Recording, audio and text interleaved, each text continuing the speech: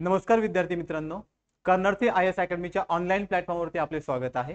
आपल्या विज्ञान सिरीजमध्ये आपण पाहत आहोत ब्लड सर्क्युलेशन. पण त्यापूर्वी मित्रांनो, आपण यापूर्वी एक पार्ट पाहिलेला आहे, पार्ट 1.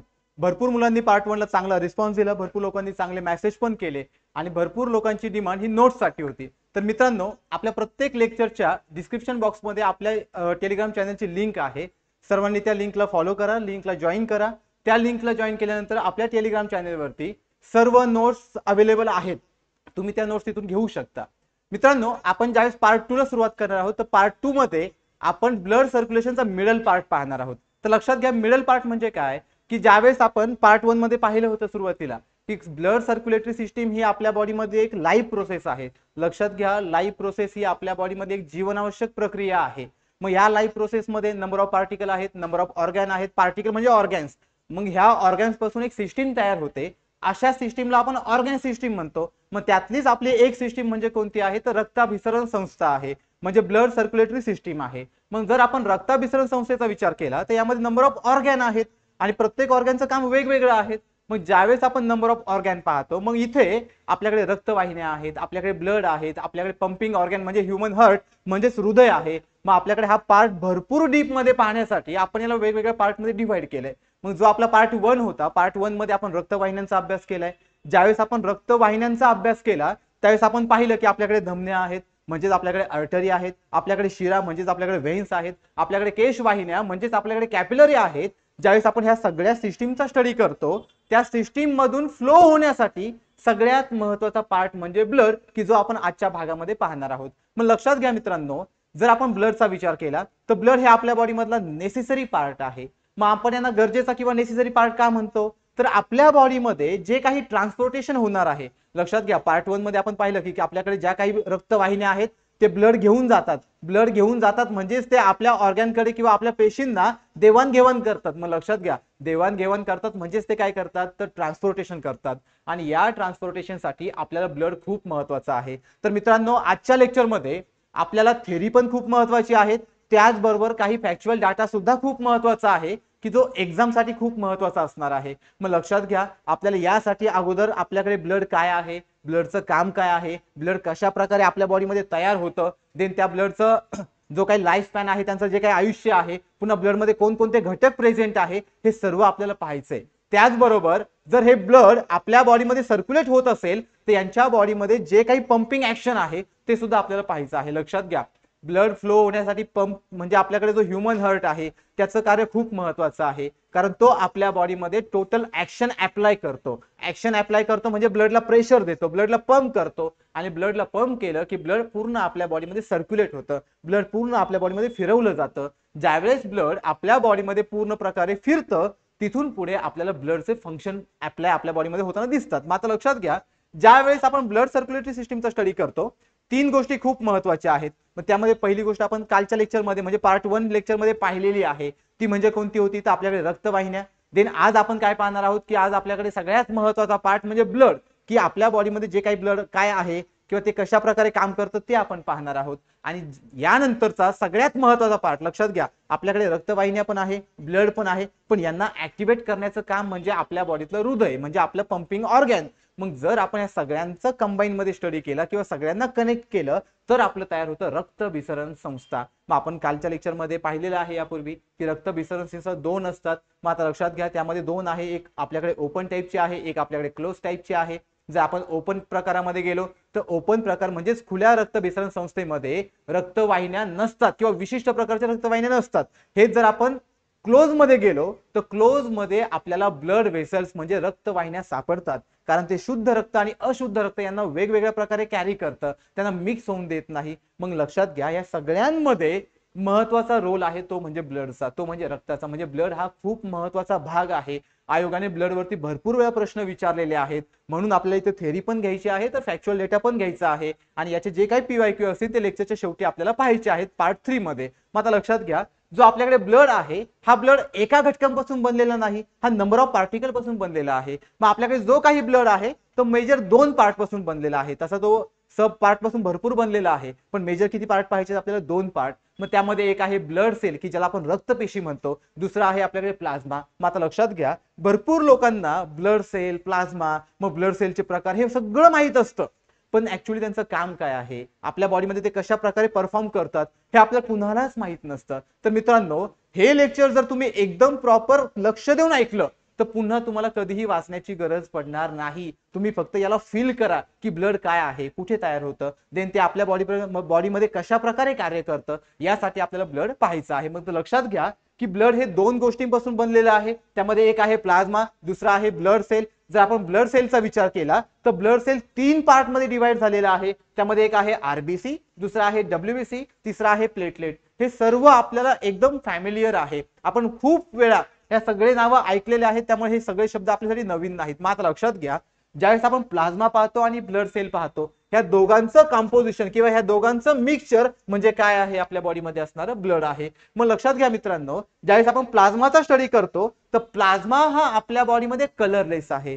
तुम्ही भरपूर वेळा पाहिलं असेल की आपल्याला ज्यावेळेस लागतं त्यावेळेस आपल्या बॉडीमधून ब्लड बाहेर पडतं, ज्याला आपण ब्लड फॉर्मेशन म्हणतो. मग ज्यावेळेस ब्लड बाहेर पडतं त्यावेळेस ते ब्लड आपल्याला रेड कलरचं सापडतं. मग लक्षात घ्या, आपल्या सगळ्यांना माहित आहे की आपल्या बॉडीमध्ये असणारं रेड कलर कशामुळे आला, तर या आरबीसी मुळे आला. मग जर आरबीसी मुळे रेड कलर येत असेल, जर आपल्या बॉडीमध्ये डब्ल्यूबीसी असेल, प्लेटलेट असेल, आरबीसी असेल, तर प्लाझ्माचा काय रोल. लक्षात घ्या मित्रांनो, जे काही टोटल मिक्सचर ऑफ ब्लड आहे त्यामध्ये सगळ्यात जास्त प्रमाण हे प्लाझ्माचं आहे. प्लाझ्मा आपल्या बॉडीमध्ये असणाऱ्या ब्लड मध्ये जवळपास 55% सापडतो, आणि जो आपल्याकडे ब्लड सेल आहे, ब्लड सापडतात 45%. मग लक्षात घ्या, त्या ब्लड सेल मध्ये सुद्धा टाइप्स आहेत, आरबीसी आहे, डब्ल्यूबीसी आहे, प्लेटलेट आहे. जर आपल्याकडे आरबीसी, डब्ल्यूबीसी, प्लेटलेट या तिघांचं मिळून 45% आपल्याकडे ब्लड तयार होत असेल तर आपल्याकडे प्लाझ्मा पण खूप महत्वाचा आहे. मग लक्षात घ्या मित्रांनो, जो काही आपल्या बॉडीमध्ये प्लाझ्मा असतो, प्लाझ्मा आपल्या बॉडीमध्ये ट्रान्सपोर्टेशनचं काम करतो.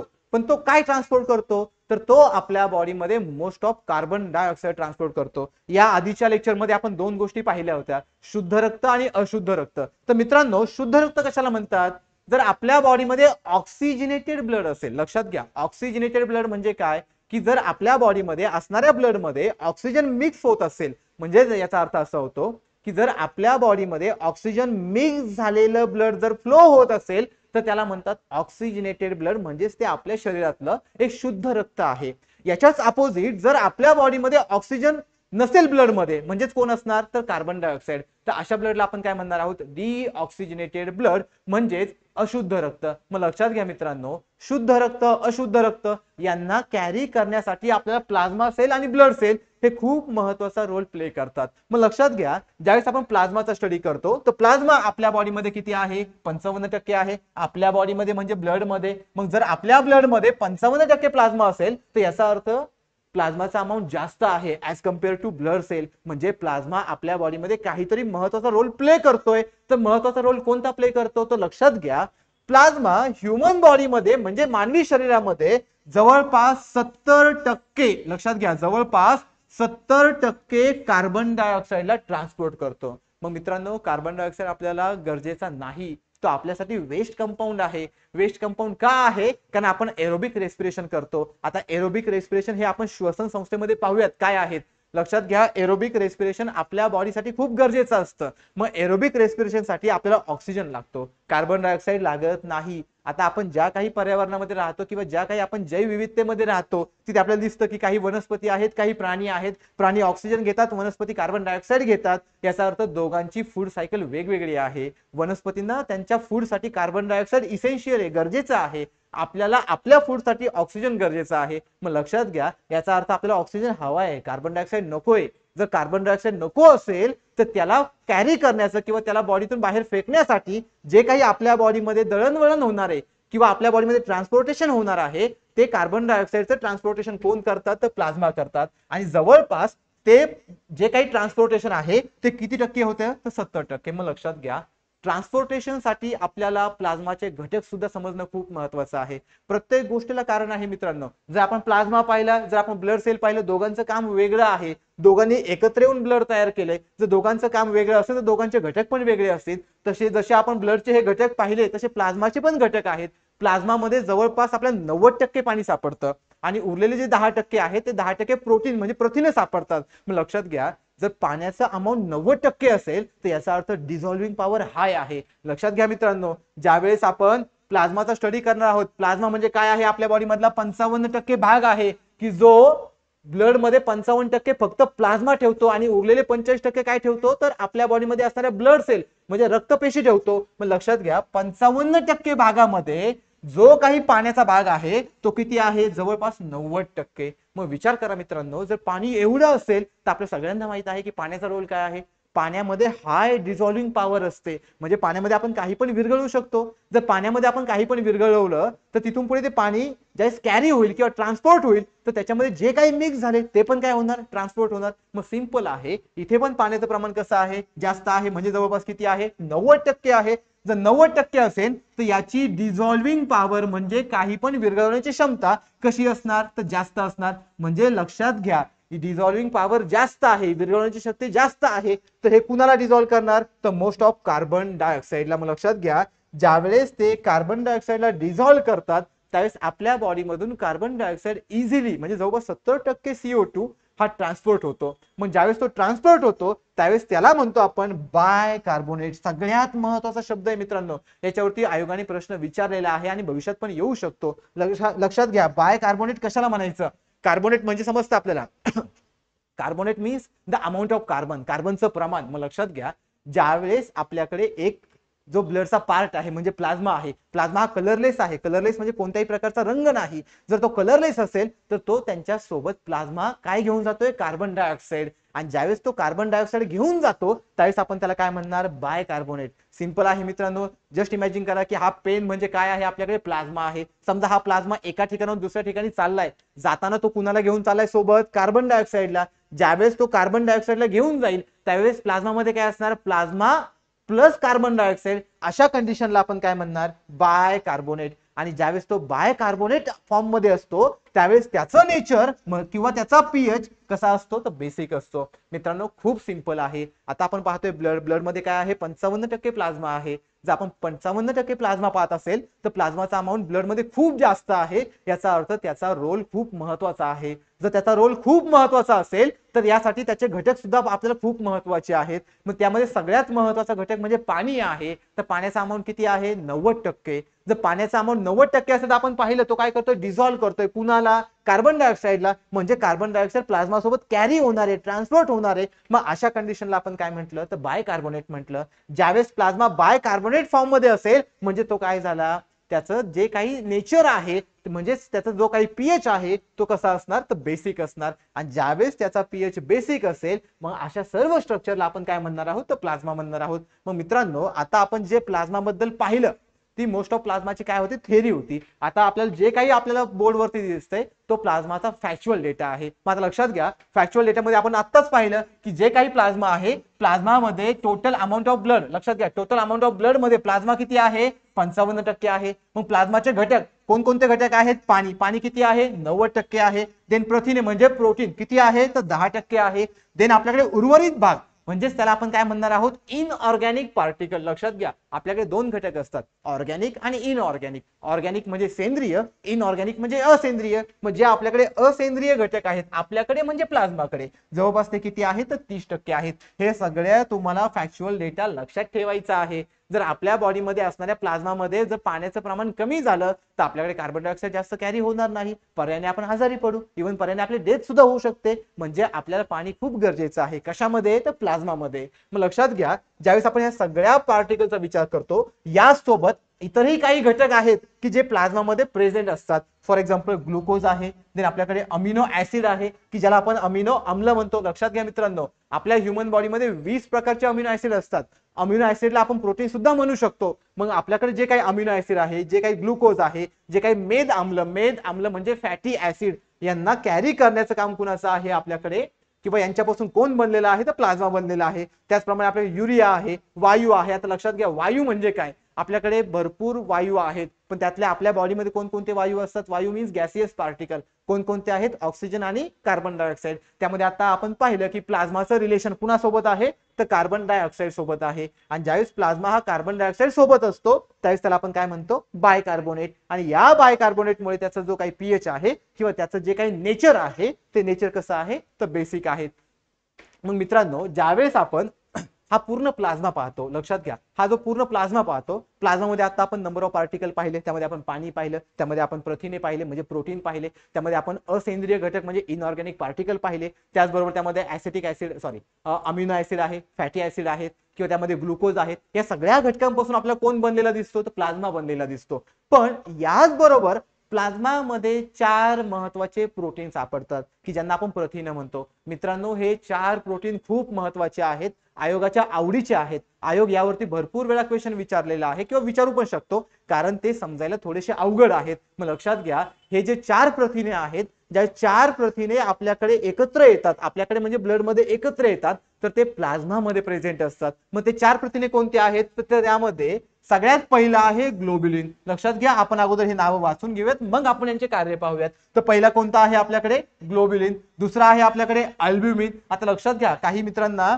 हे थोडेसे नाव अवघड वाटतील, तर लक्षात घ्या, आयोगाने हे नाव आहे असेच विचारलेले आहेत. यांचे मराठीत नाव उलट यापेक्षाही अवघड आहे, त्यामुळे तुम्ही हेच नाव लक्षात ठेवा. जर नाव आपल्याला लक्षात राहत नसतील तर 2-3 वेळा त्याला म्हणा किंवा 2-3 वेळा त्याला लिहित राहा, जेणेकरून ते सोपे जातील. मात्र लक्षात घ्या, जो पहिला प्रोटीन आहे तो कोणता आहे आपल्याकडे? ग्लोब्युलिन. दुसरा आहे त्याला म्हणतो आपण अल्ब्युमिन. तिसरा आहे त्याला म्हणतात प्रोथ्रोम्बिन. जो चौथा आहे त्याला म्हणतात फिब्रिनोजेन. मात्र लक्षात घ्या, ह्या 4ही प्रथिनांचा जो समावेश आहे तो कशामध्ये आहे? तर प्लाझ्मामध्ये आहे. मग आता आपण चौघांचं फंक्शन पाहूयात किंवा कार्य पाहूयात. जो पहिला आहे ग्लोब्युलिन, त्याचं कार्य काय आहे? तर ते आपल्या बॉडीमध्ये प्रतिद्रव्य तयार करतात. खूप महत्वाचं आहे, आयोगाने विचारलेला आहे की जो आपल्या बॉडीमध्ये असणारा जो प्लाझ्मा मधला महत्वाचा पार्टिकल किंवा महत्वाचा प्रोटीन आहे तो म्हणजे ग्लोब्युलिन. ग्लोब्युलिन आपल्या बॉडीमध्ये काय तयार करतात? प्रतिद्रव्य तयार करतात.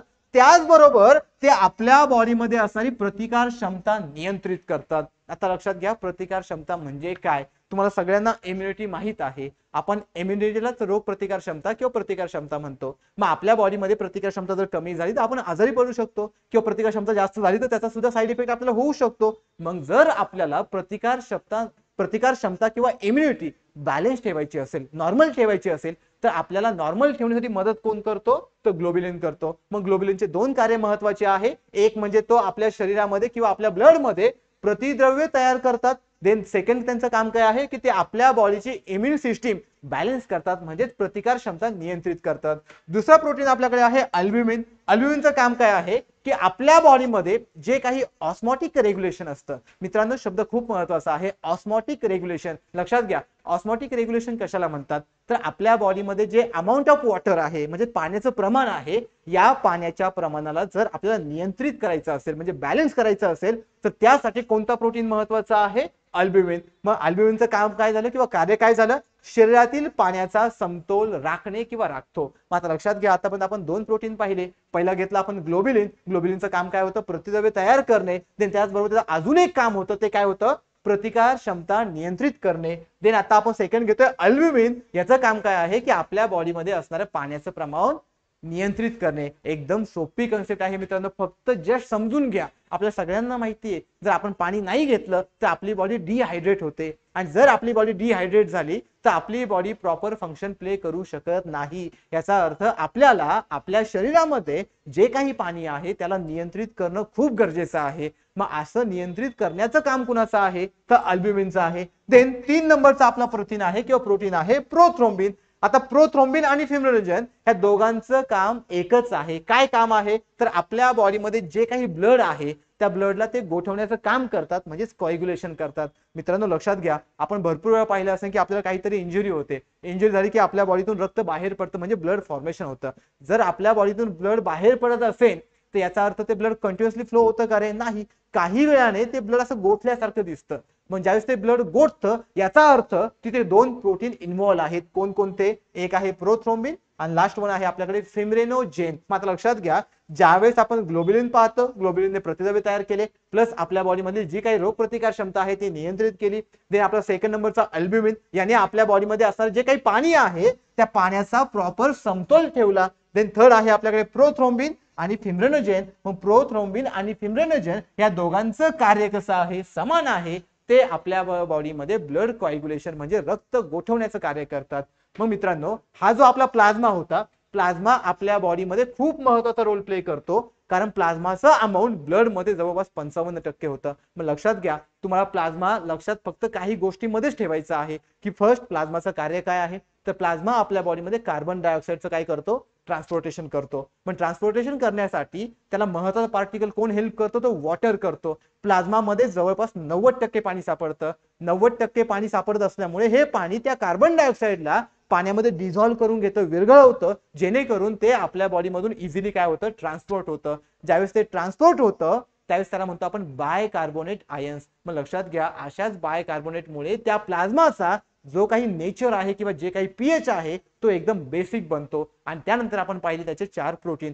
हा पूर्ण कन्सेप्ट प्लाझ्मासाठी खूप महत्वाचा आहे, कारण यापूर्वी आयोगाने यावरती प्रश्न विचारलेले आहेत. आता आपला जो दुसरा पार्ट आहे तो म्हणजे ब्लड सेल. आता लक्षात घ्या, जसा प्लाझ्मा हा एक महत्वाचा रोल प्ले करतो, म्हणजे जवळपास 55% त्याचे शेअर कशामध्ये आहे, ब्लड मध्ये. उरलेले 45% भाग म्हणजे आपल्याकडे ब्लड सेलचा आहे. आता ब्लड सेल सगळ्यांना फॅमिलियर आहे. मात्र लक्षात घ्या मित्रांनो, ज्यावेळेस आपण ब्लड सेल पाहतो, ब्लड सेल सुद्धा वेगवेगळ्या भागामध्ये डिवाइड झालेले आहेत. त्यातला पहिला भाग म्हणजे कोणता आहे, लाल पेशी, की ज्यांना आपण आरबीसी म्हणतो. दुसरा भाग कोणता आहे, की ज्यांना आपण पांढऱ्या पेशी म्हणजे डब्ल्यूबीसी म्हणतो. आणि तिसरा भाग आहे प्लेटलेट. लक्षात घ्या, याही मध्ये आपल्याला 2 गोष्टी महत्वाच्या आहेत. एक म्हणजे थेरी समजून घेणं, दुसरं म्हणजे त्यातला फॅक्च्युअल डेटा. लक्षात घ्या, आयोगाने यावरती सुद्धा प्रश्न विचारलेले आहेत. आयोगाला ब्लड हा टॉपिक खूप आवडतो. आयोगाने प्लाझ्मा पण विचारलाय, आयोगाने लाल पेशी पण विचारल्यात, पांढऱ्या पेशी पण विचारल्यात, प्लेटलेट पण विचारल्यात. मग जो 45% भाग आहे तो म्हणजे आपल्याकडे असणाऱ्या लाल पेशी, पांढऱ्या पेशी आणि प्लेटलेट. मात्र लक्षात घ्या,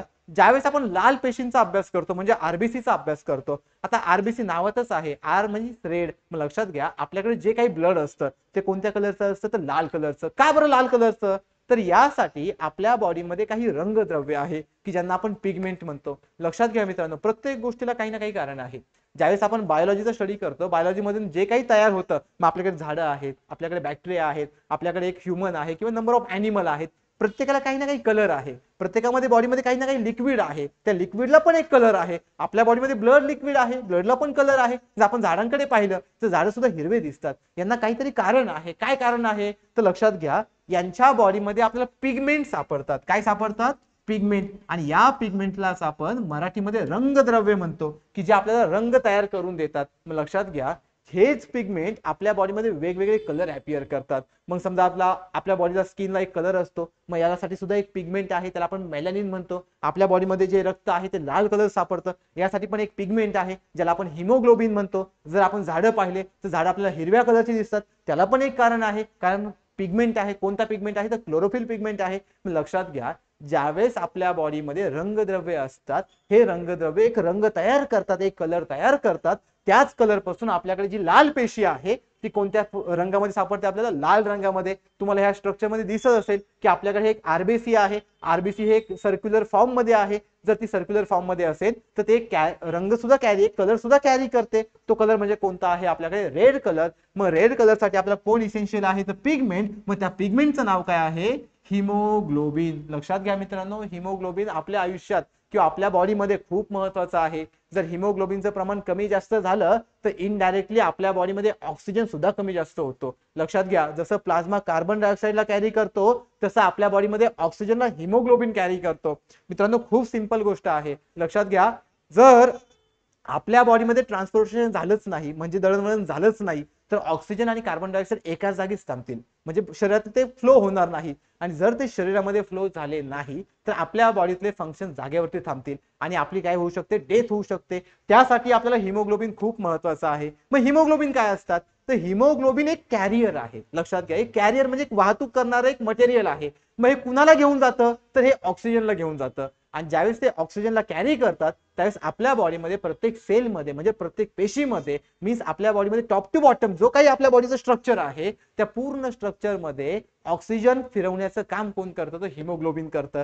त्याचप्रमाणे तिथून पूर्ण कार्बन डायऑक्साईड घेऊन येण्याचं काम पण कुणाचं आहे, तर आपल्याकडे प्लाझ्माचं आहे. मग लक्षात घ्या, ज्यावेळेस आपण हिमोग्लोबिन पाहतो, हिमोग्लोबिनचं काम काय आहे, आपल्या बॉडीतून ऑक्सिजन घेऊन जाणं म्हणजे ऑक्सिजन सप्लाय करणं, त्याचबरोबर ते आपल्याकडे एक पिगमेंट पण आहे, त्या पिगमेंटचा कलर कोणत्या फॉर्म मध्ये सापडतो आपल्याला, रेड फॉर्म मध्ये सापडतो. आणि हा रेड पिगमेंट आपल्या बॉडीमध्ये जे काही ऑक्सिजन ट्रान्सपोर्टेशन चालवतो तो कुणामार्फत चालवतो, तर आरबीसी मार्फत चालवतो. मग मित्रांनो हा आरबीसी ला जो काही लाल रंग आहे तो कशामुळे आलेला आहे, हिमोग्लोबिनमुळे. मग जे काही आपल्याकडे आरबीसीचं प्रमाण आहे हे पुरुषांमध्ये आणि स्त्रियांमध्ये व्हॅरी करतं. लक्षात घ्या, फॅक्च्युअल डेटा आहे, महत्वाचा आहे. मग व्हॅरी करतं म्हणजे काय, किती व्हॅरी करतं, तर जर आपण पुरुषांमध्ये यांचं प्रमाण पाहिलं तर जवळपास ते 51 ते 58 लाखांमध्ये आहे. आणि जर आपण स्त्रियांमध्ये यांचं प्रमाण पाहिलं तर जवळपास ते किती आहे, 43 ते 52 लाखांमध्ये. मग लक्षात घ्या, एका हेल्दी ह्युमन मध्ये म्हणजे एखाद्या हेल्दी पुरुषांमध्ये ज्या काही आरबीसीच्या नंबर ऑफ सेल म्हणजे त्यांचा सेल काउंट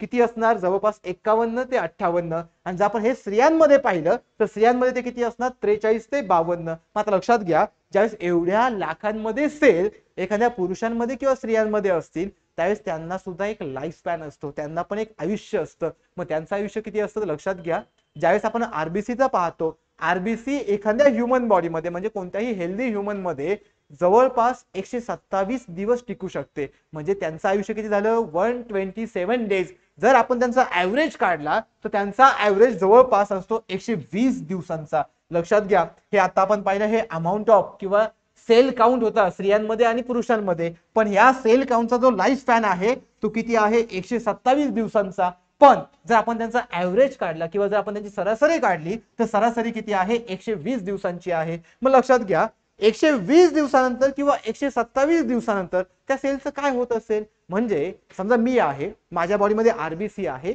जर माझ्या बॉडीमध्ये आरबीसी असेल, समजा आज माझ्या बॉडीमध्ये एक आरबीसी तयार झाली तर 127 दिवसांनी किंवा ऍव्हरेज मध्ये 120 दिवसांनी ती आरबीसी काय होणार आहे, डेथ होणार आहे. जर ती आरबीसी माझ्या बॉडीमध्ये डेथ झाली तर याचा अर्थ तो आरबीसी मला नकोय, म्हणजे तो माझ्या बॉडीसाठी वेस्ट पार्टिकल झाला किंवा कचरा झाला. मग अशा कचऱ्याचं विघटन कुणामार्फत केलं जातं, तर स्प्लीन मार्फत केलं जातं. मग लक्षात घ्या, जे काही आपल्याकडे स्प्लीन आहे हे स्प्लीन काय करतात की जे डेथ झालेले आरबीसी आहे त्या डेथ झालेल्या आरबीसीला काय करतात, टोटल डायजेस्ट करतात किंवा टोटल मारून टाकतात, जेणेकरून आपल्या बॉडीमध्ये पुन्हा नवीन आरबीसी येतात आणि नवीन आरबीसीला एक प्रॉपर लोकेशन मिळते. मग लक्षात घ्या मित्रांनो, आता आपण दोन गोष्टी पाहिल्या, एक हिमोग्लोबिनमुळे लाल रंग प्राप्त होतो, हिमोग्लोबिनमुळे आपल्याकडे ऑक्सिजन ट्रान्सपोर्टेशन होतं म्हणजे ऑक्सिजनचं दळणवळण होतं. तर पुरुषांमध्ये आणि स्त्रियांमध्ये जे काही आपल्याकडे लाल पेशींची संख्या आहे ती वेगवेगळी आहे. मग आपल्याकडे आरबीसी काउंट पुरुषांमध्ये किती होता, 51 ते 58 लाख, स्त्रियांमध्ये किती होता, 43 ते 52 लाख. हा जो काउंट आहे या काउंटचा जो लाईफ स्पॅन आहे तो किती आहे, जवळपास 127 दिवसांचा आहे. आणि त्यांचं जर आपण सरासरी काढली तर सरासरी किती आहे, 120 दिवसांची आहे. मग 120 दिवसानंतर ती आरबीसी डायजेस्ट करण्याचं किंवा त्यांना मारून टाकण्याचं काम कुणाचं आहे, तर स्प्लीन मध्ये आहे. मग लक्षात घ्या, स्प्लीन हा आपल्या बॉडीतला एक वन ऑफ द पार्ट आहे. त्या पार्ट मध्ये ह्या आरबीसी जातात, गेल्या की तिथे जाऊन त्या डिजनरेट होतात किंवा तिथे त्या डायजेस्ट होतात. मग लक्षात घ्या, जर आपण हे सगळं आरबीसी पाहिलं तर हे आरबीसी तयार कुठे होतं मित्रांनो, आता आपण सगळे ऍडल्ट आहोत. लक्षात घ्या, जर आपण ऍडल्ट असेल म्हणजे प्रौढ असेल तर आपल्या बॉडीमध्ये सुद्धा आता आरबीसी तयार होतात. मग हे आरबीसी कुठे तयार होतात, तर आपल्या बॉडीमध्ये जे आता आरबीसी तयार होतात हे आरबीसी आपल्याकडे बोन मॅरो मध्ये तयार होतात. आता भरपूर मुलांना बोन मॅरो ही कन्सेप्ट माहित नसते काय आहे, तर लक्षात घ्या, भरपूर लोकांनी हाड पाहिलेलं आहे, हाड म्हणजे बोन पाहिलेलं आहे. ज्यावेळेस आपण हाड पाहतो तर हाडाच्या आतमध्ये एक पोकळी दिसते, बरोबर.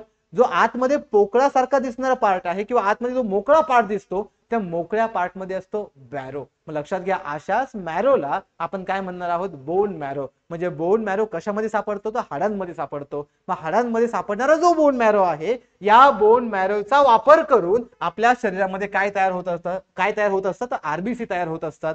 पण हे स्ट्रक्चर सगळ्या ह्युमन मध्ये नाही सापडत. लक्षात घ्या, आपण ह्युमन मध्ये दोन कॅटेगरी करू शकतो आरबीसीच्या बाबतीमध्ये, एक ऍडल्ट ह्युमन आणि दुसरा आपल्याकडे आहे गर्भामध्ये वाढणारा ह्युमन. मग लक्षात घ्या, जर आपण एखादा ऍडल्ट ह्युमन म्हणजे काय, जो जन्म झालेला आहे, लक्षात घ्या, मग त्यामध्ये सगळे आले, आपल्याकडे ओल्ड पर्सन आला, आपल्याकडे मिडल एज पर्सन आला, आपल्याकडे चाइल्ड पर्सन आला. ऍक्च्युअली ऍडल्टचा मिनिंग वेगळा होतो, पण इथे आरबीसी मध्ये ऍडल्टचा मिनिंग आपण काय घेणार आहोत, की गर्भामध्ये असणारा वेगळा पार्ट आणि गर्भानंतर म्हणजे जन्म झाल्यानंतर असणारा एक वेगळा पार्ट. मग जन्म झाल्यानंतर जो ऍडल्ट ह्युमन आहे त्याच्यामध्ये जे काही आरबीसी आहे ते कोण तयार करणार आहे, तर बोन मॅरो तयार करणार आहे. आणि हेच जर आपण एखाद्या गर्भामध्ये जो काही जीव वाढत आहे जर त्यांचा विचार केला तर त्या जीवामध्ये जे काही आरबीसी तयार होतात ते कुठे तयार होतात, एकतर स्प्लीन मध्ये तयार होऊ शकतात किंवा त्यांच्या लिव्हर मध्ये तयार होऊ शकतात. मग विचार करा, आताच थोड्या वेळापूर्वी आपण पाहिलं होतं की आरबीसी ज्यावेळेस 120 दिवसांचे होतात त्यावेळेस त्यांना मारण्याचं काम कोण करतं, रे स्प्लीन करतं. आणि हेच स्प्लीन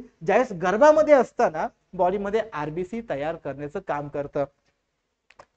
जर आपण स्प्लीनला व्यवस्थित पाहिलं तर लक्षात घ्या, स्प्लीनचं जन्माच्या अगोदरचं काम वेगळं होतं आणि जन्मानंतरचं काम वेगळं आहे. मग जन्माच्या अगोदर त्याने आरबीसी साठी हेल्प केली आणि ज्यावेळेस आता जन्म होऊन गेला म्हणजे एक ऍडल्ट ह्युमन मध्ये ज्यावेळेस तो कन्वर्ट झाला त्यावेळेस त्याचं काम वेगळं होतं. मग त्याचं काम काय होतं की ज्या आरबीसी मॅच्युअर झालेत की ज्यांचा लाईफ स्पॅन संपलेला आहे मग त्यांना ते डायजेस्ट करतात किंवा डी जनरेट करतात.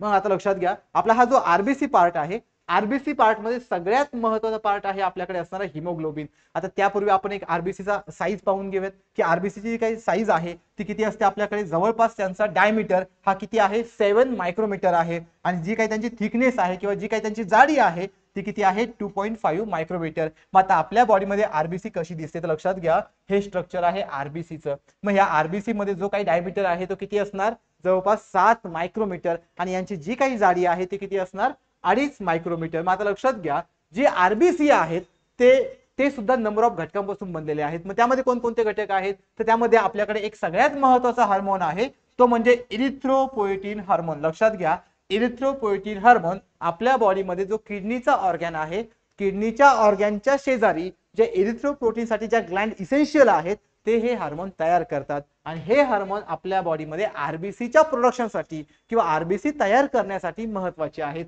त्याचप्रमाणे आपल्याला विटॅमिन सुद्धा खूप गरजेचे आहेत. मग कोणते विटॅमिन, तर त्यामध्ये सगळ्यात महत्वाचं आहे विटॅमिन बी कॉम्प्लेक्स. मग बी कॉम्प्लेक्स मध्ये पण काही बी विटॅमिन, मग कोणकोणते, तर पहिला आहे B6, दुसरा आहे B9, तिसरा आहे B12. लक्षात घ्या, हे सगळे विटॅमिन झाले बी कॉम्प्लेक्स. त्याचबरोबर अजून एक विटॅमिन लागतो तो म्हणजे विटॅमिन ए. मग लक्षात घ्या, आपल्याला खूप वेळा डॉक्टर म्हणतात की आपल्या बॉडीमध्ये रक्त कमी झालं, मग रक्त कमी झालं डॉक्टर सजेस्ट करतात की तुम्ही विटॅमिनचे टॅबलेट घ्या, तुम्ही विटॅमिन ए घ्या. मग vitamin A, vitamin B6, vitamin B9, vitamin B12 किंवा आपल्याला ते हार्मोन पण सजेस्ट करतात. मग ज्यावेळेस ते डॉक्टर सजेस्ट करतात मग समजून घ्यायचं आपण की याचा अर्थ हे विटॅमिन आपल्या बॉडीमध्ये काहीतरी रक्तपेशी तयार करणार आहेत. म्हणजेच कोणत्या रक्तपेशी तयार करणार आहेत, तर आरबीसी. मग आता लक्षात घ्या, जर आरबीसी मध्ये हे सगळे घटक असतील तर यासोबत अजून एक घटक सुद्धा खूप महत्वाचा आहे की ज्याशिवाय आरबीसी अधुरी आहे. मग आरबीसी मध्ये सगळ्यात महत्वाचा घटक म्हणजे कोण, तर हिमोग्लोबिन. आता लक्षात घ्या, हिमोग्लोबिनलाच आपण शॉर्ट फॉर्म मध्ये एचबी म्हणतो. मग एचबी का महत्वाचा आहे, तर आपण सुरुवातीलाच पाहिलं की एचबी आपल्या बॉडीमध्ये जो काही ऑक्सिजन आहे तो ऑक्सिजन कॅरी करण्याचं काम करतो. जसं आपण प्लाझ्माचं पाहिलं होतं की प्लाझ्मा कुणाला कॅरी करतो, कार्बन डायऑक्साइडला. त्याला आपण काय म्हटलं, बायकार्बोनेट आयन. बायकार्बोनेट आयन मध्ये प्लाझ्माचं जे काही नेचर आहे ते कसं बनलं, पीएच बेसिक बनला. त्याच प्रकारे इथे जे आपलं हिमोग्लोबिन आहे हा हिमोग्लोबिन कुणाला कॅरी करणार आहे, ऑक्सिजनला कॅरी करणार आहे. मग असे हिमोग्लोबिन आपल्या बॉडीमध्ये किती असतात, आपल्या बॉडीमध्ये म्हणजे आरबीसी मध्ये किती असतात, जवळपास 270 मिलियन असतात. मित्रांनो, ह्या जो काही फॅक्च्युअल डेटा आहे खूप महत्वाचा आहे, एक्झाम ओरिएंटेड आहे, त्यामुळे लक्षातच ठेवा. ज्यावेळेस आपण हा 270 मिलियन पाहतो, हे 270 मिलियन म्हणजे हिमोग्लोबिन आहे. एवढे हिमोग्लोबिन कशामध्ये असणार आहे, तर आरबीसी मध्ये असणार आहेत. आणि हे हिमोग्लोबिन लक्षात घ्या, नावातच आहे हिमोग्लोबिन. हिमो म्हणजे काय, तर आपल्या बॉडीमध्ये असणारं आयन. आयन म्हणजे लोहाचं प्रमाण. आपल्या सगळ्यांना माहित आहे की आपल्या रक्तामध्ये लोहाचं प्रमाण आहे. मग लोहाचं प्रमाण कशामुळे आहे, तर या हिमोग्लोबिनमुळे आहे. कारण हिमोग्लोबिन मध्ये 2 शब्द लपलेले आहेत. त्यामध्ये पहिला शब्द आहे आपल्याकडे हेमे आणि दुसरा शब्द आहे आपल्याकडे ग्लोबिन. मग लक्षात घ्या, या हेमेचा मिनिंग होतो लोह. लोह म्हणजे आयन. आणि जो आपल्याकडे ग्लोबिन आहे, ग्लोबिनचा मिनिंग होतो प्रोटीन म्हणजे प्रथिन. याचाच अर्थ आपल्या हिमोग्लोबिन मध्ये म्हणजे आपल्या एचबी मध्ये 2 पार्टिकल आहेत. मग 2 कोणते, एक आहे लोह आणि दुसरा कोणता पार्टिकल असणार, तो म्हणजे प्रोटीन म्हणजेच प्रथिन. मग लक्षात घ्या, असे हिमोग्लोबिन आपल्या आरबीसी मध्ये किती क्वांटिटीमध्ये सापडतात तर जवळपास 270 मिलियन क्वांटिटीमध्ये सापडतात. देन दुसरा पार्ट म्हणजे आपल्या प्रोटीनमध्ये किंवा आपला जो ब्लड प्रोटीन आहे किंवा आपला जो आरबीसीचा पार्ट आहे, ब्लड प्रोटीन नका लक्षात ठेवू, फक्त आरबीसी लक्षात ठेवा. आरबीसी मध्ये जो हिमोग्लोबिनचा पार्ट आहे याच्यामध्ये सुद्धा काही प्रोटीन सापडतात. मग किती प्रोटीन सापडतात तर जवळपास 4 प्रथिनांचे रेणू सापडतात किंवा 4 प्रोटीन सापडतात. मग ते कोणकोणते आहेत तर लक्षात घ्या, 2 अल्फा आहेत आणि 2 बीटा आहेत. मग ह्या 2 अल्फा आणि 2 बीटा यांच्याच कॉम्बिनेशनला आपण काय म्हणणार आहोत 4 प्रोटीनचे पार्टिकल किंवा 4 प्रथिनांचे रेणू. आणि 4 प्रथिनांचे रेणू असतील तर त्यासोबत लोह म्हणजे आयन, आयन सुद्धा किती असणार तर 4 असणार. तर लक्षात घ्या, आपण अगोदरच पाहिलं होतं हिमोग्लोबिन. हिमोग्लोबिनचा मिनिंग काय होतो रे, हिमो म्हणजे आपल्याकडे काय आहे लोह आहे किंवा आपण हिमोला अजून काय म्हणू शकतो हेमी म्हणू शकतो. जो आपल्याकडे हेमो किंवा हेमीचा पार्ट आहे त्यांच्यामध्ये आयन आहे म्हणजेच लोह आहे. ग्लोबिन किती आहे प्रोटीन, ग्लोबिन म्हणजेच प्रोटीन म्हणजेच प्रथिने किती आहेत तर दोघांचा अमाउंट बॅलन्स मध्ये असावं. जर आपल्याकडे प्रथिने 4 असतील तर लोह म्हणजे आयन पण किती असणार 4 असणार. हा फॅक्च्युअल डेटा आहे, हा लक्षातच ठेवा लागणार. जर लक्षात राहत नसेल तर इमॅजिन करा की आपण आहोत, आपल्या बॉडीमध्ये रक्तवाहिन्या आहेत, त्याच्यामधून रक्त वाहतं, रक्त वाहतं म्हणजे रक्ताचा कलर लाल आहे. लाल कशामुळे आहे हिमोग्लोबिन, हे आपण इमॅजिन करू शकतो. मग जर हिमोग्लोबिन वाहत असेल तर नाव काय आहे हिमोग्लोबिन. मग नावातच 2 अर्थ लपलेले आहेत. हिमो म्हणजे आपल्याकडे लोह, ग्लोबिन म्हणजे प्रथिन, म्हणजे याचा अर्थ आपल्या आरबीसी मध्ये हिमोग्लोबिन वाहतं, पण हिमोग्लोबिन स्वतः सोबत लोह आणि आपले प्रथिने सुद्धा नेतं. पण लोह आणि प्रथिने जर सोबत नेत असतील तर दोघांची क्वांटिटी पण कशी असणार सेम असणार. मग जर दोघांची क्वांटिटी सेम असेल तर ती किती असणार तर लक्षात घ्या 4 प्रोटीनचे मॉलिक्यूल आणि 4 लोहाचे मॉलिक्यूल. मग 4 प्रोटीन कोणकोणते असणार तर त्यामध्ये 2 अल्फा असणार आणि 2 बीटा असतात. आता लक्षात घ्या, आपण सुरुवातीलाच पाहिलं होतं की आपल्या बॉडीमध्ये हिमोग्लोबिन हिमोग्लोबिन काय कॅरी करतो ऑक्सिजन. जर हिमोग्लोबिन 4 मॉलिक्यूल प्रोटीनचे घेत असेल, 4 मॉलिक्यूल लोहाचे घेत असेल तर ऑक्सिजनचे पण किती मॉलिक्यूल घेणार रे, सिंपल आहे 4च मॉलिक्यूल घेणार, कारण रिएक्शन बॅलन्स व्हायला हवी. जर रिएक्शन बॅलन्स होत असेल तर याचा अर्थ सगळीकडे अमाउंट ऑफ नंबर कसा असणार सेम असणार. मग लक्षात घ्या, जर प्रथिने 4 असतील, जर आपल्याकडे लोह पण 4 असतील तर ऑक्सिजन पण किती असणार 4 मॉलिक्यूल. मग लक्षात घ्या, एक हिमोग्लोबिनचा मॉलिक्यूल आपल्या बॉडीमध्ये किती ऑक्सिजनचे मॉलिक्यूल घेऊन जाऊ शकतो तर 4. पीवायक्यू साठी महत्वाचा आहे, याच्यावरती आयोग प्रश्न विचारू शकतं. लक्षात घ्या, आपल्याला एकदम सिंपल प्रश्न येऊ शकतो की एक हिमोग्लोबिनचा मॉलिक्यूल किती आपल्याकडे ऑक्सिजन कॅरी करू शकतो तर किती करू शकतो 4. किंवा असंही विचारू शकतात आयोग की एका हिमोग्लोबिनच्या मॉलिक्यूल मध्ये किती प्रोटीन आहेत किंवा किती लोह आहे तर 4 मॉलिक्यूल प्रोटीनचे आहेत, त्यामध्ये 2 अल्फा 2 बीटा आणि 4 मॉलिक्यूल कुणाचे आहेत तर लोहाचे आहेत. आता लक्षात घ्या, हे या हिमोग्लोबिन मध्ये सगळ्यात महत्त्वाचं त्यांचा आपल्याला अमाउंट सुद्धा पाहायचंय. जसं आपण आरबीसीचा अमाउंट पाहिलं तसं हिमोग्लोबिनचा अमाउंट सुद्धा व्हॅरी होतं. म्हणजे हिमोग्लोबिनचं प्रमाण आहे ते पुरुषांमध्ये किती आहे जवळपास 13 ते 18 ग्रॅम. मग लक्षात घ्या 13 ते 18 ग्रॅम पण किती ml मध्ये पर 100 ml ऑफ ब्लड मध्ये. आणि हेच जर आपण स्त्रियांमध्ये पाहिलं किंवा फिमेल मध्ये पाहिलं तर ते किती आहे 11.5 ते 16.5 gram into per 100 ml of blood. मग लक्षात घ्या, हिमोग्लोबिन असेल आरबीसी असेल हा फॅक्च्युअल डेटा आहे, लक्षातच ठेवा लागेल.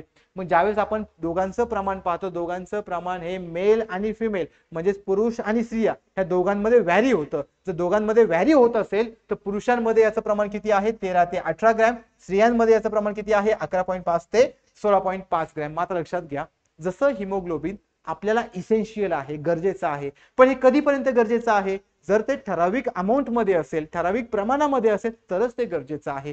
जर ते या आकड्यांच्या फार पुढे गेलं तरी ते आपल्याला धोकादायक आहे किंवा आकड्यांच्या फार कमी आलं तरी पण ते आपल्याला धोकादायक आहे. म्हणजे हिमोग्लोबिन जास्त असणं किंवा फार कमी असणं हे आपल्या बॉडीसाठी सुटेबल नाही. ते आपल्या बॉडीमध्ये इंजुरी क्रिएट करू शकतं, आपल्याला एखाद्या आजाराकडे घेऊन जाऊ शकतं. मग ते कोणकोणते आजार आहेत तर ते आता आपण पाहूयात. लक्षात घ्या, जर आपल्या बॉडीमध्ये हिमोग्लोबिनची कमतरता झाली, आता कमतरता कधी म्हणायचं जर आपण पुरुष असेल किंवा जर आपण स्त्री असेल तर आपल्याकडे कमतरता म्हणजे या नंबरपेक्षा किंवा या ग्रॅमपेक्षा कमी हिमोग्लोबिन असेल तर आपल्याला काय होऊ शकतो रे ॲनिमिया होऊ शकतो. लक्षात घ्या, इथे अनेमिया झाले, ऍक्च्युअली ते ॲनिमिया आहे. मग आपल्या ब्लडचा ॲनिमिया होऊ शकतो. जर आपल्या बॉडीमध्ये हिमोग्लोबिन या नंबरपेक्षा जास्त झाला म्हणजे हिमोग्लोबिनचं अमाउंट वाढलं तर आपल्याला काय होऊ शकतो तर आपल्याला पॉलीसायथेमिया होऊ शकतो. लक्षात ठेवा, जर हिमोग्लोबिन कमी झालं म्हणजे हिमोग्लोबिनची कमतरता असेल तर ॲनिमिया होऊ शकतो. जर हिमोग्लोबिन जास्त झालं तर आपल्याला काय होऊ शकतो पॉलीसायथेमिया. हे दोन्ही पण आजारांचे नावं आहेत. मग लक्षात घ्या, याचा अर्थ ह्युमन बॉडीमध्ये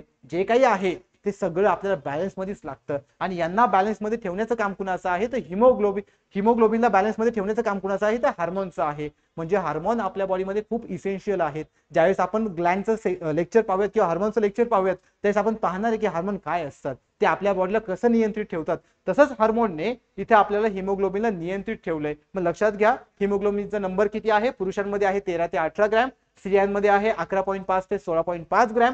जर यांच्यापेक्षा अमाऊंट जास्त झालं तर आपल्याला काय होऊ शकतो पॉलिसायथेमिया, जर अमाऊंट कमी झालं तर आपल्याला काय होऊ शकतो ॲनेमिया. हे झालं टोटल स्टडी कुणाचा आरबीसीचा. मग लक्षात घ्या आरबीसी स्टडी करत असताना किंवा आरबीसीचा अभ्यास करत असताना फक्त आरबीसी नाही अभ्यासायचा, त्यासोबत हिमोग्लोबिन सुद्धा महत्वाचा आहे. कारण विदाऊट हिमोग्लोबिन आरबीसी फॉर्म होऊ शकत नाही आणि जर आरबीसी तयार करायचा असेल तर हिमोग्लोबिन महत्वाचा आहे. आपण सुरुवातीला पाहिले की आपल्याकडे जो आरबीसी आहे तो आरबीसी कुठे तयार होणार तर आपल्या बॉडी मधला जो बोन मॅरोचा पार्ट आहे. लक्षात घ्या आपण ऍडल्ट ह्युमन पाहतोय, मग आपल्याकडे जे काही प्रौढ माणसं आहेत त्या प्रौढ माणसामध्ये किंवा ऍडल्ट ह्युमन मध्ये जो काही आरबीसी तयार होणार तो बोन मॅरो मध्ये, आणि बोन मॅरो मध्ये ज्यावेळेस आरबीसी तयार होतो तिथून पुढे आपल्याकडे हिमोग्लोबिन, मग हिमोग्लोबिनचे फंक्शन, मग असे हिमोग्लोबिनचे फंक्शन आपल्या बॉडीमध्ये ऑक्सिजन कॅरी करतात.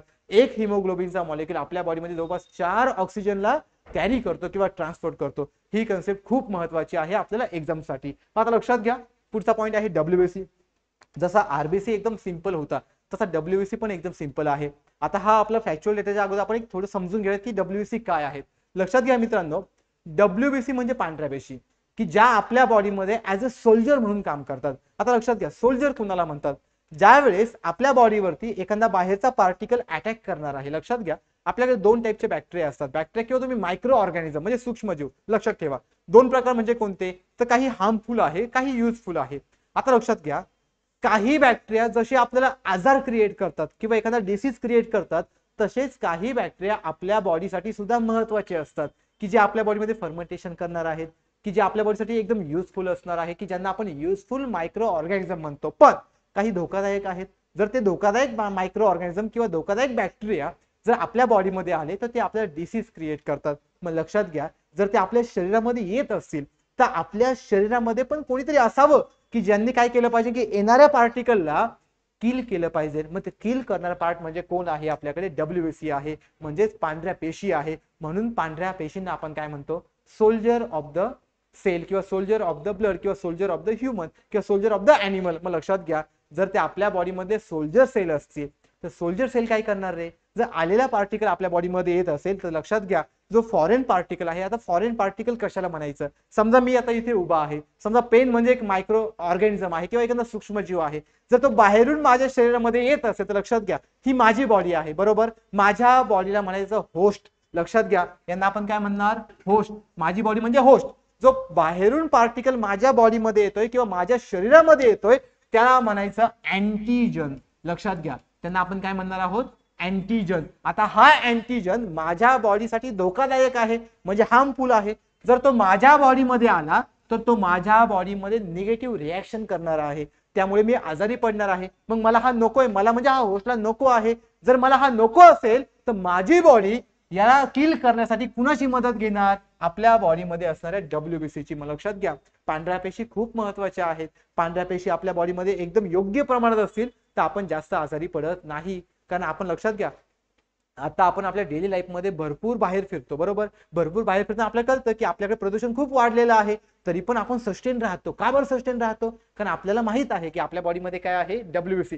जरी आपल्याला माहित नसेल तरी पण आपली बॉडी खूप हुशार आहे. आपल्या बॉडीला समजतं की बाहेरचा पार्टिकल आलाय हा आपल्याला नको आहे, बॉडी स्वतःहून त्याला किल करते. आणि ज्यावेळेस बॉडी त्याला स्वतःहून किल करत नाही म्हणजे आपल्या डब्ल्यूबीसीची जी पॉवर आहे किंवा त्यांची जी काही कॅपॅसिटी आहे ती कमी झालेली असते. मग अशा वेळेस आपण डॉक्टरांची हेल्प घेतो किंवा मेडिसिनची हेल्प घेतो आणि त्या मेडिसिनने आपण त्या अँटीजनला म्हणजे जो काही फॉरेन पार्टिकल आहे त्याला आपण किल करतो. मग लक्षात घ्या जर अँटीबॉडी जर आपल्याकडे जर आपल्या डब्ल्यूबीसी म्हणजे पांढऱ्या पेशी जर आपल्या बॉडीमध्ये सोल्जर सेलचं काम करत असतील, मग सोल्जर सेलचं काम ते कसं करणार तर त्यासाठी ते आपल्या बॉडीमध्ये अँटीबॉडी तयार करतात. आता लक्षात घ्या अँटीबॉडी खूप महत्वाच्या आहे.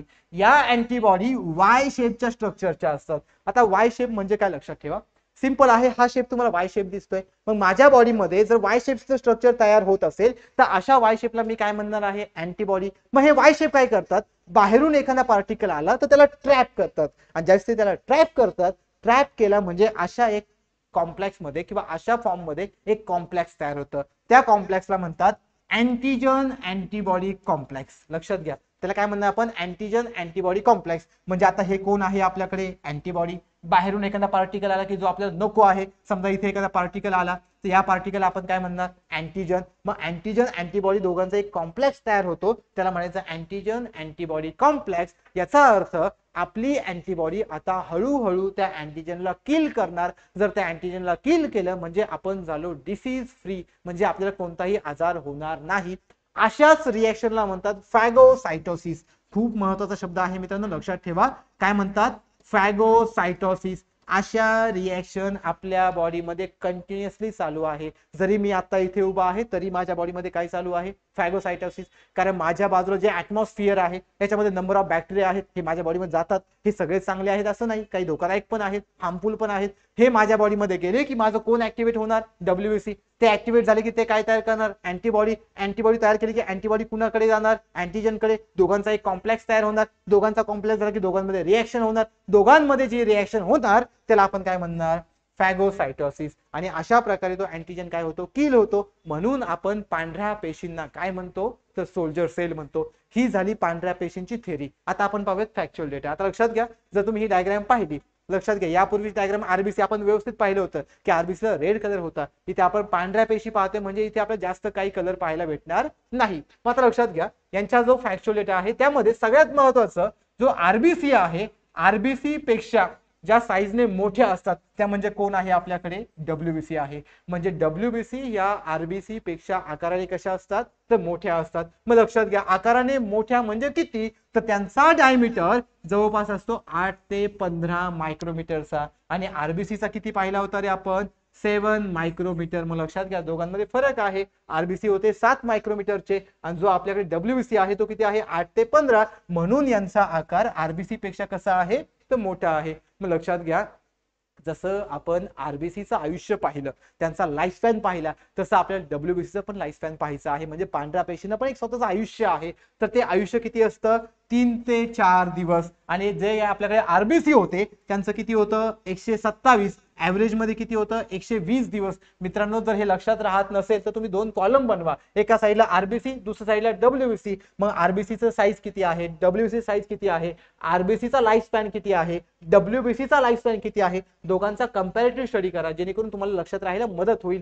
मग आता लक्षात घ्या, जो आपल्याकडे डब्ल्यूबीसीचा लाईफ स्पॅन आहे तो किती आहे, 3 ते 4 दिवस. आरबीसीचा किती होता, 127 दिवस.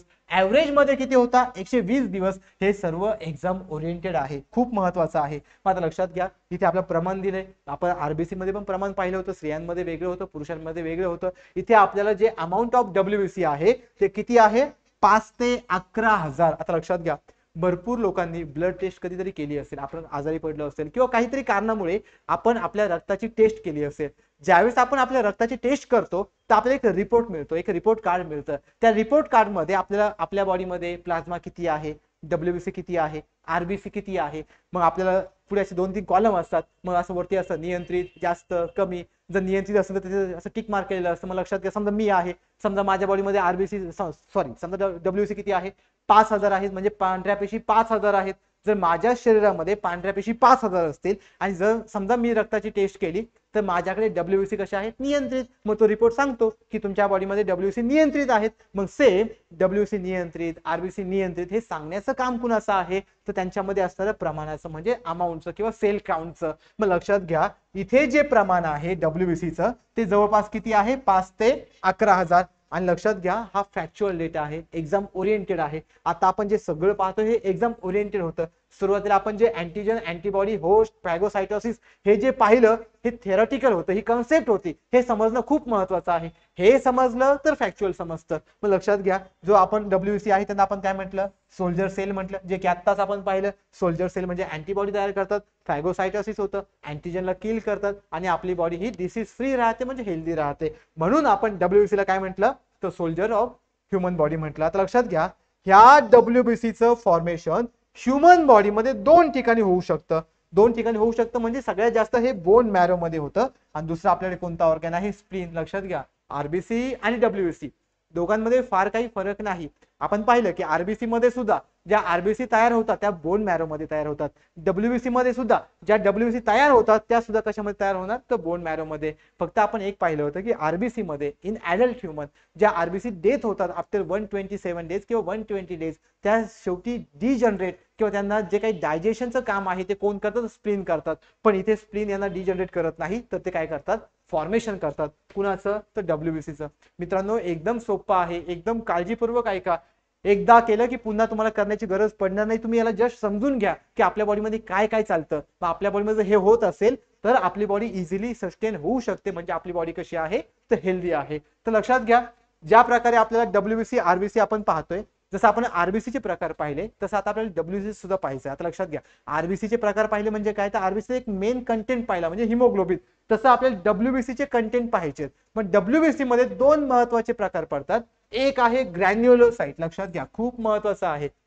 आता ग्रॅन्युलोसाइटला काय म्हणतात, तर याला आपण कणिका पेशी म्हणतो. आणि दुसरा प्रकार आहे अग्रॅन्युलोसाइट, की ज्याला आपण काय म्हणणार, अकणिका पेशी. लक्षात घ्या खूप महत्वाचा पॉइंट आहे. डब्ल्यूबीसी मध्ये आपण दोन प्रकार पाहणार आहोत. एक प्रकार आहे ग्रॅन्युलोसाइट, दुसरा आहे अग्रॅन्युलोसाइट, की ज्याला मराठीमध्ये काय म्हणणार आहोत, कणिका पेशी, आणि याला मराठीमध्ये काय म्हणणार आहोत, अकणिका पेशी. आता हे दोनही प्रकार वेगवेगळ्या प्रकारांमध्ये डिवाइड झालेत. मग असे वेगवेगळे प्रकार किती पाहायचे, आपल्याला 5 पाहायचे. हे 5ही प्रकार एक्झाम साठी खूप अतिशय महत्वाचे आहेत. हे पाठच करून ठेवा किंवा लक्षात ठेवा. मात्र लक्षात घ्या, जर आपण ग्रॅन्युलोसाइट पाहिलं तर यांचं सब डिव्हिजन 3 पार्ट मध्ये होतं, आणि जर आपण अग्रॅन्युलोसाइट पाहिलं तर यांचं डिव्हिजन हे 2 वेगवेगळ्या प्रकारांमध्ये होतं. मग लक्षात घ्या याचे 3 प्रकार कोणते, तर पहिला आहे न्यूट्रोफिलस. आपल्या सगळ्यांना माहित आहे न्यूट्रल, ऍसिडिक, बेसिक हेच टाइप आपण आता इथे पाहत आहोत. मग लक्षात घ्या पहिला टाइप कोणता आहे, न्यूट्रोफिलस. आरबीसी मध्ये, सॉरी डब्ल्यूबीसी मध्ये म्हणजे पांढऱ्या पेशीमध्ये सगळ्यात जास्त प्रमाण कुणाचं सापडतं, तर न्यूट्रोफिलसचं. किती सापडतं, तर जवळपास 62%. लक्षात ठेवा, फॅक्च्युअल डेटा आहे. देन सेकंड टाइप कोणता आहे, इसिनोफिलस, किंवा तुम्ही याला सिंपल लक्षात ठेवा ऍसिडोफिलस. लक्षात ठेवा काय लक्षात ठेवतात, ऍसिडोफिलस. ऍसिडोफिल्स किंवा ऍसिडोफिलस का लक्षात ठेवा, कारण 3 नाव ओळखीचे वाटतात, न्यूट्रल, ऍसिड, बेसिक. मग लक्षात घ्या याला म्हणायचं न्यूट्रोफिल्स, याला म्हणायचं ऍसिडोफिल्स, याला म्हणायचं बेसोफिल्स. सगळ्यात जास्त प्रमाण कुणाचं होतं, न्यूट्रोफिल्सचं. किती आहे, 62%. त्यानंतर आपल्याकडे कोण आहे, ऍसिडोफिल्स. त्यानंतर कोण आहे, बेसोफिल. सगळ्यात कमी प्रमाण कुणाचं आहे, बेसोफिलचं आहे. तर किती आहे, 0.5%. आणि सगळ्यात जास्त कुणाचं होतं, तर न्यूट्रोफिल्सचं. किती होतं, 62%. आपल्याला याच्यावरती प्रश्न येऊ शकतो. सिंपल आहे, लक्षात ठेवा, फॅक्च्युअल डेटा आहे. हे तिघे पण कुणाचे प्रकार होते, तर ग्रॅन्युलोसाइटचे, म्हणजेच कोणत्या पेशींचे, तर कणिका पेशींचे. आता उरलेले दोन म्हणजे अकणिका पेशी किंवा कोण आहे, अग्रॅन्युलोसाइट. मात्र लक्षात घ्या अग्रॅन्युलोसाइट मध्ये सुद्धा दोन वेगवेगळे प्रकार आहेत. तर त्यामध्ये पहिला आहे लिम्फोसाइट, खूप महत्वाचा आहे, पुढे आपण पाहणार आहे, पुढे आपल्याकडे येणार आहे तो. आणि देन शेवटचा आहे आपला मोनोसाइट. मात्र लक्षात घ्या, जर आपण लिम्फोसाइट आणि मोनोसाइट पाहिला तर लिम्फोसाइटचं डब्ल्यूबीसी मध्ये जे काही प्रमाण आहे ते किती आहे, 53%.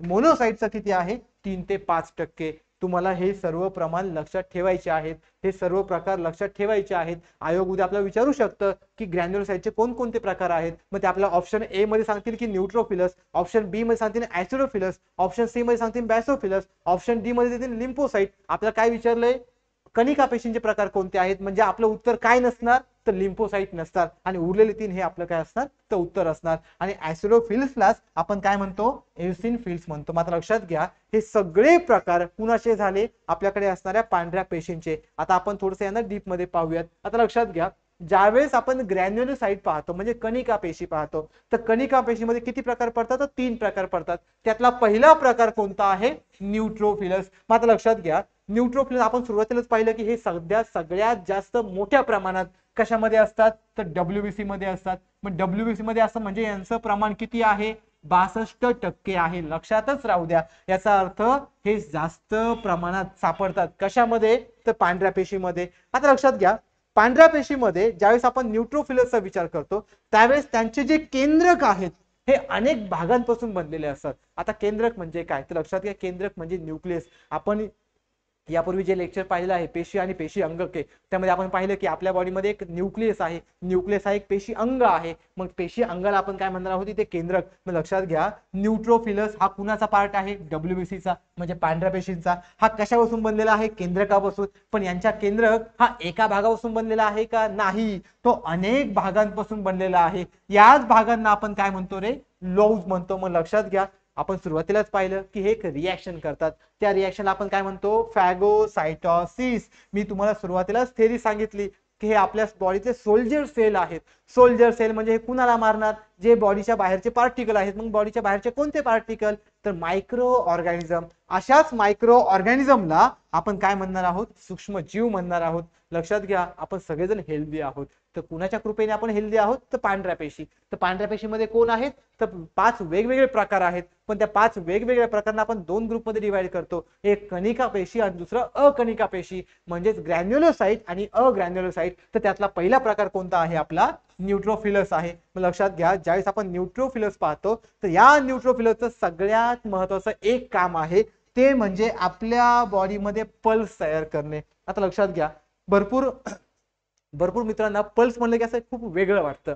पल्स म्हणजे लक्षात घ्या पू म्हणतो आपण त्याला, की आपल्याला ज्यावेळेस जखम होते किंवा आपल्याला पिंपल्स येतात, तर त्या पिंपल्स मध्ये एक व्हाईट मीडियम तयार होतं, बरोबर. अशा व्हाईट व्हाईट असतं किंवा थोडं येल्लो व्हाईट असतं. मग अशा व्हाईट किंवा येल्लो व्हाईट मीडियमला आपण काय म्हणतो, तर पल्स किंवा मराठीमध्ये पू म्हणतात. मग लक्षात घ्या हा जो पू आहे किंवा जो काही पल्स आहे तो कसा तयार होतो, तर पल्स तयार होण्यासाठी आपल्या बॉडीमध्ये फायटिंग होणं गरजेचं आहे. आता फायटिंग म्हणजे काय, तर बाहेरचा पार्टिकल आणि आतमधला पार्टिकल. मग आतमधला कोणता, अँटीबॉडी.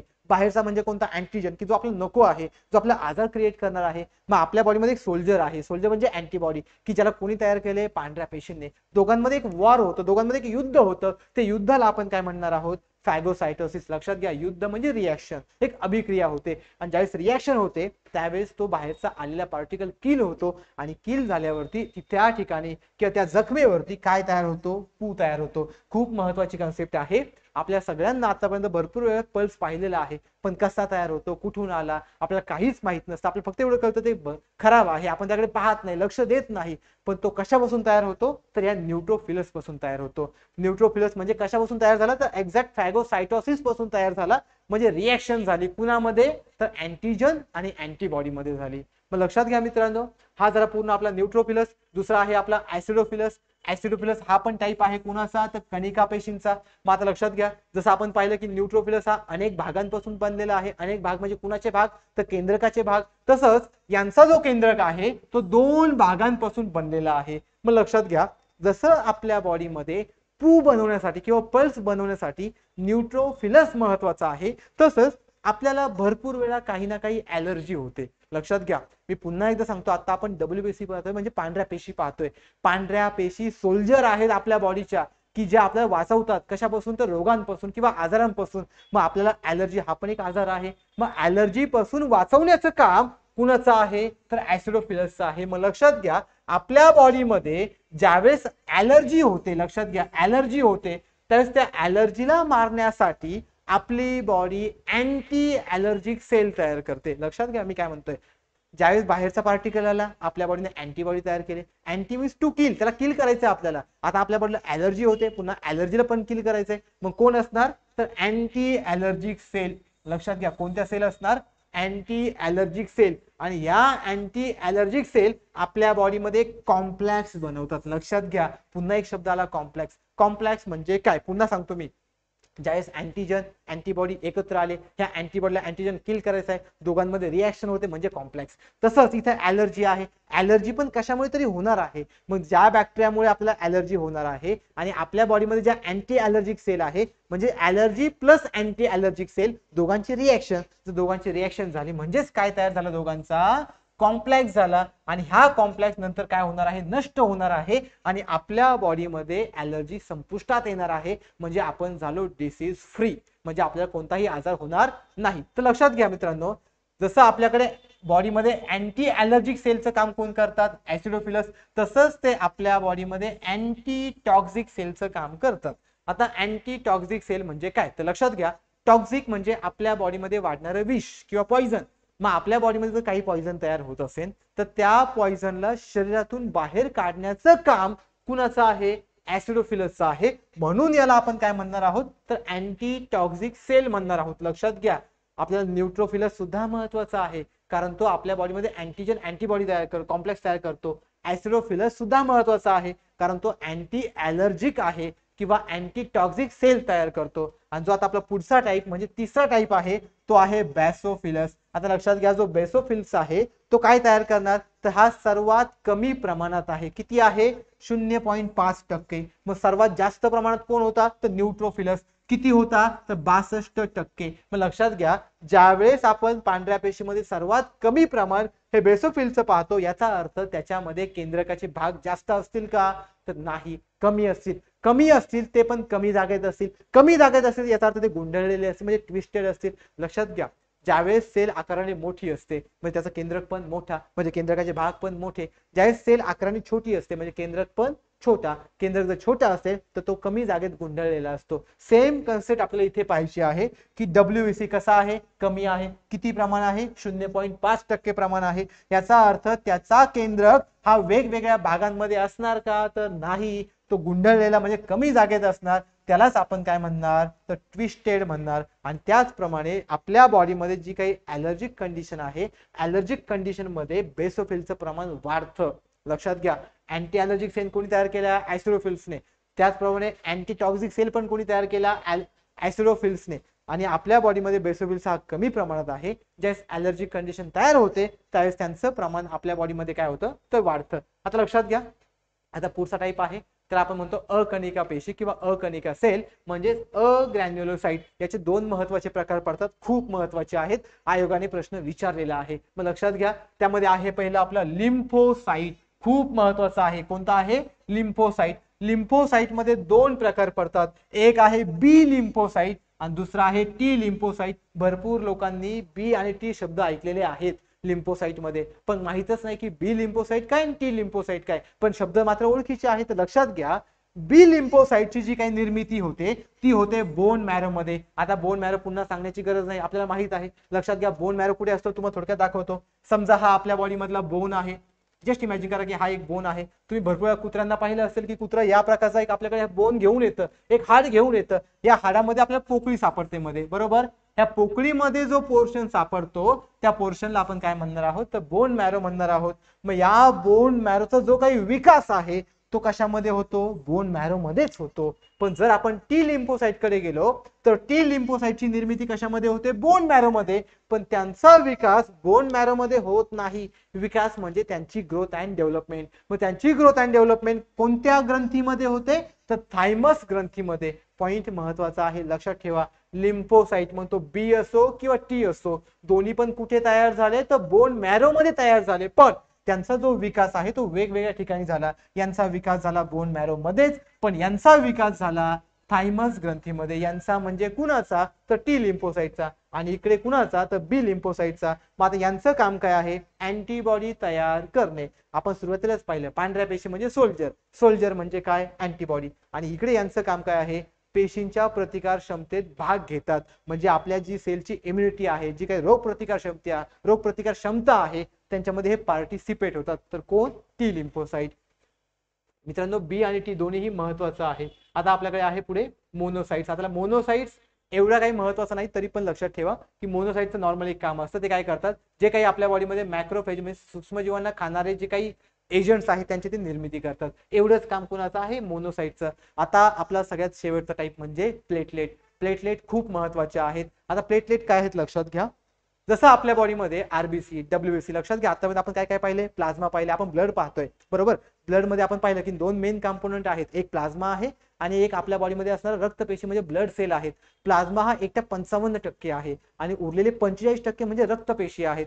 त्या रक्तपेशी तीन प्रकारामध्ये डिवाइड आहेत, एक आरबीसी WBC आणि शेवटचा म्हणजे प्लेटलेट. आणि तो शेवटचा आता आपण पाहत आहोत. मग लक्षात घ्या, ज्यावेळेस आपण या प्लेटलेटचा विचार करतो तर ह्या प्लेटलेट आपल्या पेशीमध्ये किंवा आपल्या बॉडीमध्ये मोस्ट ऑफ कुणामध्ये सापडतात सस्तन प्राण्यामध्ये. आता लक्षात घ्या, सस्तन प्राणी कुणाला म्हणायचं, सस्तन म्हणजे मॅमेलियन प्राणी किंवा मॅमेलियन ॲनिमल. लक्षात घ्या, जे मॅमल्स असतात, मॅमल्स म्हणजे काय की ज्यांच्याकडे, लक्षात घ्या, ज्यांच्याकडे मॅमरी ग्लँड असतात. लक्षात घ्या, मॅमरी ग्लँड म्हणजे हा एक न्यूट्रेटिव्ह पार्ट आहे की जो न्यूट्रिशन सप्लाय करतो. मग जो मॅमरी ग्लँडचा पार्ट आहे जर एखाद्या व्यक्तीकडे किंवा एखाद्या ॲनिमलकडे किंवा कोणत्याही सजीवाकडे मॅमरी ग्लँड असतील तर अशा सजीवाला आपण काय म्हणणार आहोत, मॅमल्स म्हणणार आहोत, म्हणजे सस्तन प्राणी. आणि अशा सस्तन प्राण्यामध्ये आपल्याला काय सापडतात, तर प्लेटलेट सापडतात. प्लेटलेटचा आकार जवळपास किती आहे, 2.5 ते 5 मायक्रोमीटर. लक्षात घ्या. सगळ्यात मोठी पांढरी पेशी मध्ये जो प्रकार आहे तो कोणता होता, WBC. देन त्याच्यापेक्षा छोटा कोणता होता आपल्याकडे, RBC. ही 7 मायक्रोमीटरची होती. त्यापेक्षाही छोटा पार्ट कोणता आहे, प्लेटलेट. जवळपास तो आहे 2.5 ते 5 मायक्रोमीटरचा. आणि यांचा जो लाईफ स्पॅन किंवा यांचा जे आयुष्य आहे ते आहे 5 ते 10 दिवस. लक्षातच ठेवा. RBC चा होता 127 दिवस, ऍव्हरेज मध्ये होता 120 दिवस. WBC चा किती होता आपल्याकडे, 3 ते 4 दिवस. आणि प्लेटलेटचा किती आहे, 5 ते 10 दिवस. जर हे लक्षात राहत नसेल तर 3 वेगवेगळे चार्ट करा. आपण ते केलेले आहे, स्लाइड शेवटची स्लाइड आहेत वेगवेगळे चार्ट. त्यामध्ये आपण सगळ्यांचं कंपॅरिझन केलेलं आहे की RBCचा लाईफ स्पॅन किती, WBCचा किती, प्लेटलेटचा किती, किंवा तिघांचा आकार काय, तिघांची साईज काय, हे सगळं आपण केलेलं आहे. ज्यावेळेस तुम्ही हे तिघांचे 3 वेगवेगळे चार्ट तयार करताल, तिघांचं कंपॅरिझन करताल, समजायला अजून सोपं जाईल आणि लक्षात ठेवायला तर अजून सोपं जाईल. लक्षात घ्या. हा आपला आकार होता. मग आता हे सगळे तयार कुठे होतात, तर बोन मॅरो. बोन मॅरोला विसरूच नका. RBC असेल, WBC असेल, सगळे कुठे तयार होतात, तर बोन मॅरो मध्ये. मग रक्तामध्ये यांचं टोटल अमाऊंट किती आहे, तर 2.5 ते 4.5 लाख. लक्षात घ्या. किती आहे, 2.5 ते 4.5 लाखांपर्यंत आहे. आणि सगळ्यात महत्वाचं यांचं कार्य काय आहे, तर हे आपल्या बॉडीमध्ये रक्त गोठवतात. लक्षात घ्या.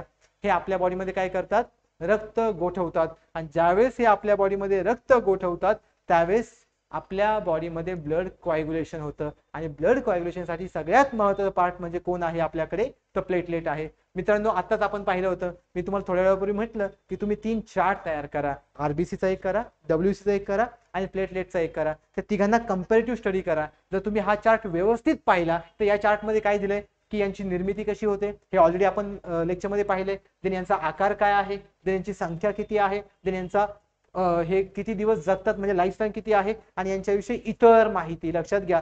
हा चार्ट ऑलरेडी आपण डिस्कस केलेला आहे. इथे तुमचं काम सोपं केलंय. जर तुम्हाला हे सापडत नसेल तर तुम्ही हेच आहे असंच कॉपी करा. यासाठी आपला टेलिग्राम चॅनल आहे. आता आपल्या लेक्चरच्या डिस्क्रिप्शन बॉक्समध्ये ती टेलिग्रामची लिंक दिलेली आहे. तुम्ही तो जॉईन करा की जेणेकरून तुम्हाला हा टेबल इझिली मिळून जाईल. मग मित्रांनो, आपल्याकडे जे काही RBC, WBC, जे काही प्लेटलेट आहेत, ह्या सगळ्या आपल्या बॉडीमध्ये एक रक्तपेशी आहेत.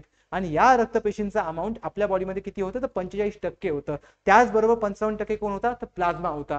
मित्रांनो, हा ब्लडचा पूर्ण पार्ट मला असं वाटतं की तुम्हाला चांगल्या प्रकारे समजला असेल.